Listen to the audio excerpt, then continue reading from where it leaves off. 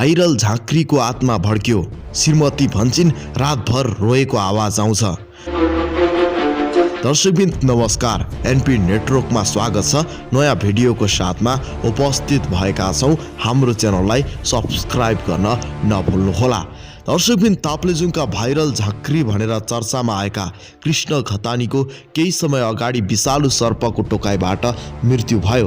त्यसो त ताप्लेजुङ जस्तो ठाउँमा त्यस्तो विषालु सर्प कहाँबाट आयो हिउँदको बेला भन्ने प्रश्न पनि नउब्जेको होइन।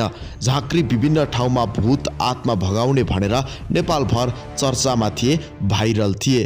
अहिले उनका घरमा श्रीमती र 2 छोरा बस्छन्। आर्थिक रूपमा विपन्न उनको घरमा आयस्रोतको मुख्य बाटो नै गाउँठाउँमा झारफुक गर्ने अनि जीविकाकोपार्जन गर्ने थियो।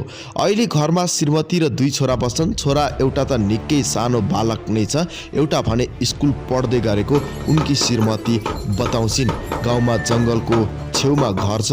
उनी भन्छिन् गाउँ भनेको गाउँ नै हो, पातलो बस्ती छ। रातभर रोएको, चिच्याएको र हिँडेको आवाज आउँछ। कहिले त धेरै डर लाग्छ, तर मनमा सोच्छु तर्साए पनि आफ्नै श्रीमान हो, खपेर बस्छु। कहिले चरा बनेर आएको जस्तो लाग्छ, कहिले बाटो हुँदी विभिन्न आवाज निकाल्दै हिँडेको जस्तो लाग्छ। उनी भन्छिन् बनी बुत्तो गरेर छोरालाई पढाइरहेको छु। कहिले काहीँ त बिहान के खाउँ बेलुका के खाउँसम्म हुन्छ।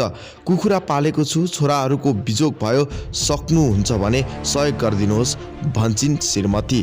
तर अचेल के झाँक्रीको आत्मा भड्केको हो त? यो सबैको प्रश्न बनेको छ। झाँक्रीको आत्माले सताउन थाल्यो, गाउँमा धेरैजनाले भन्न थालिसकेका छन्। दर्शकबिन, आजको भिडियो तपाईँलाई कस्तो लाग्यो? सल्लाह सुझाव दिन नभुल्नुहोला।